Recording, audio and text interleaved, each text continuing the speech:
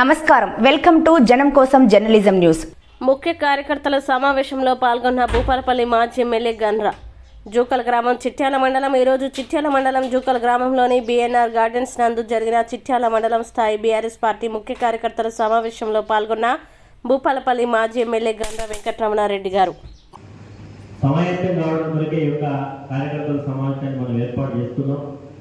మరి మొన్ననే మండల పార్టీ అధ్యక్షుడిగా రవీందర్ గారు పదవి బాధ్యతలు చేపట్టడం జరిగింది. కాబట్టి మిత్రులారా, ఈ ఎన్నికలు అనేటివి గ్రామంలో సుపరిపాలన అందించడానికి మండలంలో మండల ప్రజా పరిషత్, జిల్లా ప్రజా పరిషత్ ద్వారా అభివృద్ధి కార్యక్రమాలు చేయడానికి జరగబోయేటువంటి ఎన్నికలు. కాబట్టి ఎన్నికలు ఎప్పుడు వచ్చినా ఎదుర్కోవడానికి మన శ్రేణులందరూ కూడా సమాయత్తం కావడం కొరకే పెట్టినటువంటి సమావేశం. కాబట్టి మాట్లాడినటువంటి ప్రతి గ్రామం నుంచి ఒక ఇద్దరు మాట్లాడాలి.